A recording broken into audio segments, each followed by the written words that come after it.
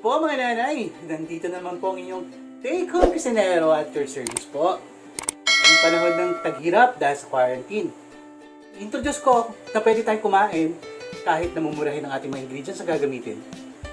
I-cheat natin siya, dadayain natin siya, okay? Tuturo ko pa sa inyo kung paano. Itong sample na to, itong menu na to, is tatawagin nating budget na spaghetti, okay? So, simulan na po natin to. Sarap bumangon sa araw-araw, kasama pamilya, lagi kang masaya. Ay pagluluto ng paborito nilang putahe, mag-TAKEHOMEKUSINERO, mag-enjoy kayo. TAKEHOMEKUSINERO, please like, comment, and share. Pakiclick na rin po yung betlog button para mas updated kayo lagi sa aking mga videos. Salamat po! So, ito pong gagamitin na po natin, ano? Napakasimple lang po. Gagamit po tayo ng 6 table cup of apple cider vinegar. Ayan po. Kung wala po kayong ganito apple cider vinegar, pwede lang po yung regular nating suka. 6 tablespoon din po. Okay po? Then, gagamit po tayo ng sugar. 3 cups of sugar. Okay? Kung gusto niyo po ng hindi naman po masyado matamis, kahit 1 cup lang po or 2 cups lang. Okay? Sa inyo po to. Kasi gagamit tayo ng almost, basta ipapakita ko sa inyo kung anong gagamitin natin ingredients pa na iba. And then, gagamit tayo ng maliit lang na cheese. Okay?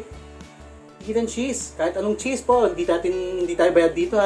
Tapos, ating Nestle cream, ating cream. Okay? Kahit anong classic cream, kahit yung mumurahin. Okay lang po yun. Pare-parehas lang po yan. Kahit yung cheese na mumurahin, okay lang po. Gagamit po tayo ng 6 na bay leaves. Ano?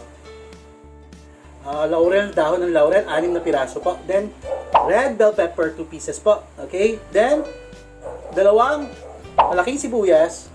And then, gagamit po tayo ng ganito.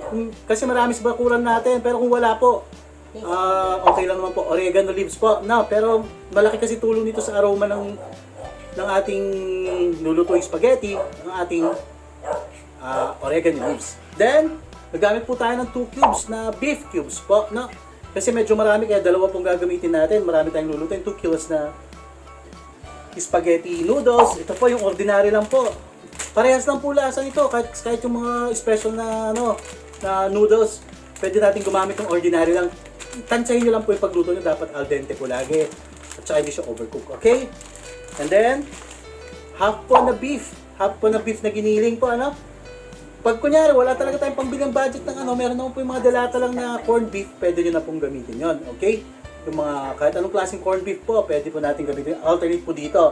At saka itong cubes na to na 2. Nagamit tayo ng 3 tablespoon of salt. At saka ang sikreto, hindi na tayo gagamit ng ating spaghetti sauce. Gagamit lang po tayo nito. Ating kamatis, okay?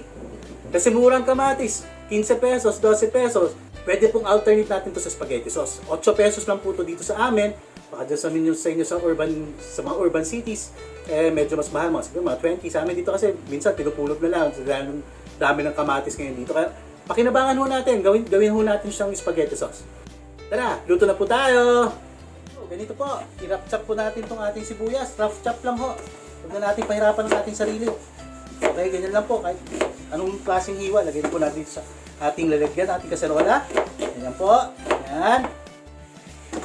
Then, i-rough chop na rin po natin ang ating oregano. Ayan.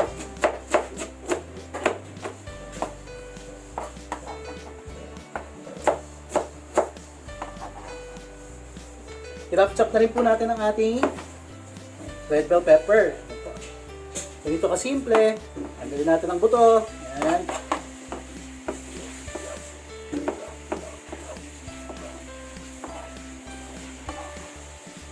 Then, itong ating 3 kilos na kamatis, no? Rough chop din po, huwag na natin pagandahin, no?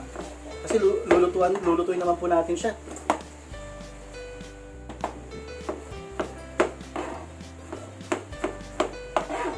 Ganyan po, yan. So, ito po, natapos natin ang ating kamatis, ano? Then, lagay po tayo ng sugar. Yung sinabi ko po sa inyo 1 to 3 cups of sugar, 1 to 3 cups. Sa taste nyo po kung matamis po ba or katamtaman lang po. Pero dito kasi mga bata papakainin natin kaya medyo sweeten po siya konti. 2 cups of sugar pala. Yan. Then, ang apple cider vinegar natin, or regular vinegar, okay lang din po. Yan. And then, ang ating laurel, lagay na po natin ang ating laurel leaves. Ito po. Yan. Then, ang ating salt. Ating 3 tablespoon of salt. Sa dami ng kamatis kasi, sakto lang po itong 3 tablespoon of salt. Ayan. And then, boil po natin. Slow fire lang. For 30 minutes na kumukulo. Ito na po. Yun na po natin ating burner. Ganyan na po. High fire po pag medyo kumukulo na. Slow fire natin. Cook natin hanggang 30 minutes. So po, takpan na po natin. So, nagsalang po tayo ng kaldero po na makapal ang ginamit natin. Kasi pag maramihan, pag hindi makapal yung pinaglutuan natin, is totally, alam nyo na, nadidikit at susunog yung sauce. Kaya gagawin natin, kung makapal ang gagamitin natin, itong kaldero naman. And then, maglalagay po tayo ng cooking oil. Konting cooking oil lang po, no? Kasi health conscious dito.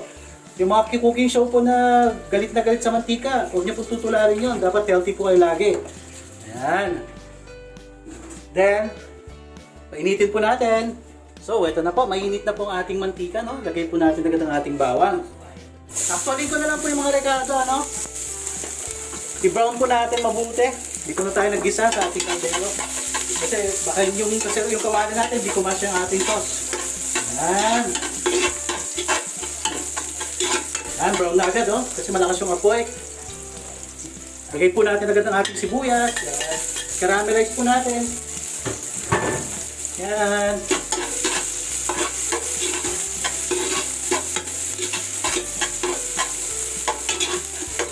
Lagay po natin ang ating half kilo na baka. Half kilo lang ginamit natin, tipid. Kasi papakainin lang naman natin mga bata dito, ano? Sa aming lugar, okay? Parang ano rin natin, Thanksgiving kasi birthday ng ating prinsesa rin, okay? Ayan.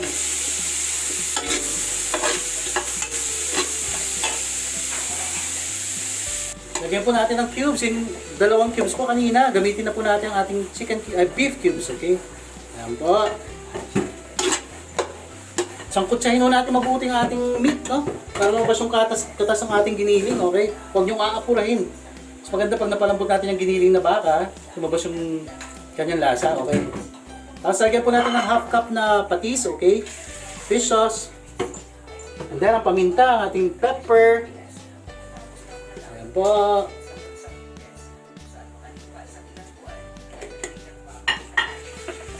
Then, coveran na po natin ng lead, okay?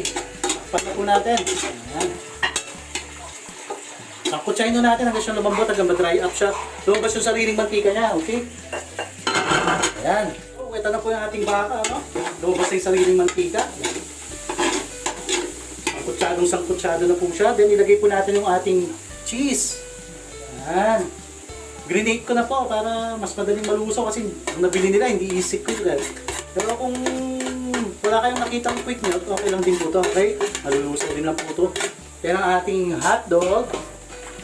Yan. Lagyan po natin ng hotdog para matuwa yung bata, okay? Ordinary hotdog lang po yun, hindi mamahalin. Kasi maraming batang bisita yung anak ko. Lagyan naman natin ng hotdog kahit konti yung sahog. Kasi may hotdog naman, kaya kapansin-pansin. Mix po natin. Ilagay muna po natin ang ating ang ating Nestle cream. Ating cream. Then mix po natin mabuti. Pwede po kayo mag-add ng condense kung gusto niyo pa mas matamis. Pero kung ano naman, huwag niyo nang lagyan. Okay lang din naman po. Parehas lang naman po kung ano yan. Kung pampalinamnam lang siya. Okay? Ayan po. Ayan. Cover na po natin ng lead. Boil po natin. Tapos ilalagay na natin mamaya yung ating sauce na ginawa. Okay? Ganyan lang po kasimple. Ganyan lang po kadali. Ito po yung ginawa nating kamatis kanina. Yung ating sauce, spaghetti sauce na ginawa. Bago po natin dilagay dito, pinalamig lang natin konti. Then, tinanggal po natin ang ating laurel, Tinanggalin niyo po ito. Ayan. Then, cover na po natin ng lid. Takpan po natin siya. Then, i-blender na po natin. Ito po, ayan.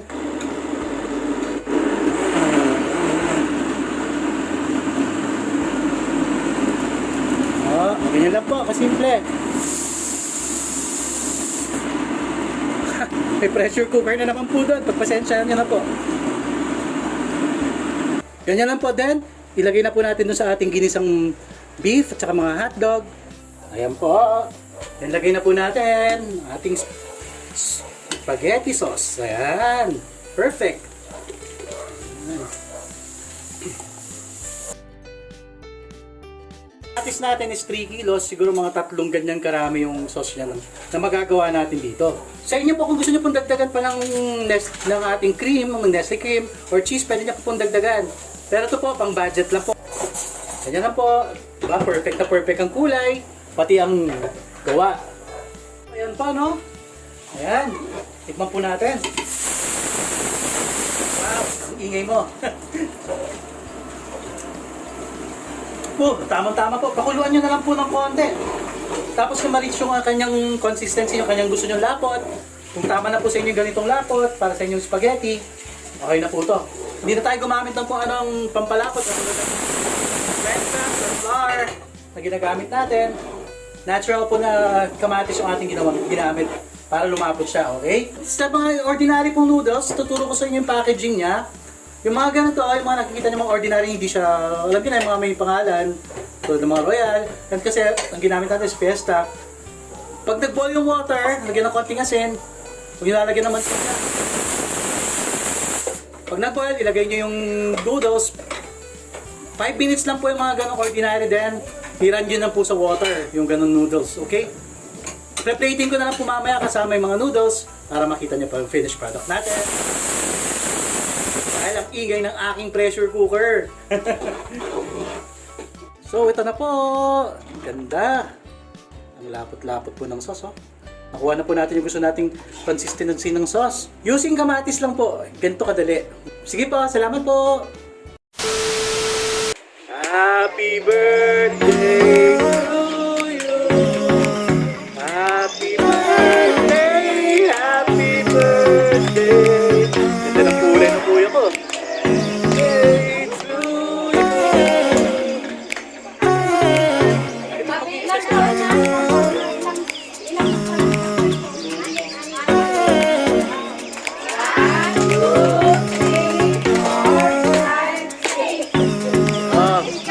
Ano wish mo?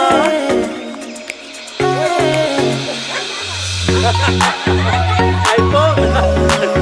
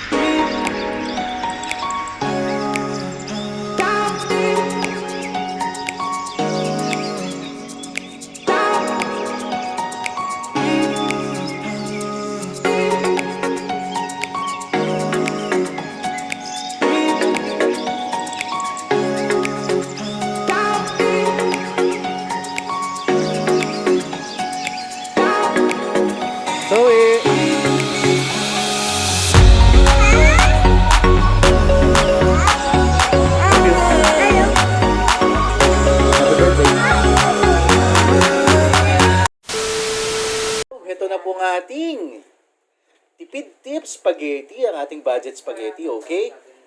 Kain na po tayo. Cheat po, cheat. Dinaya natin. Spaghetti, ayan po.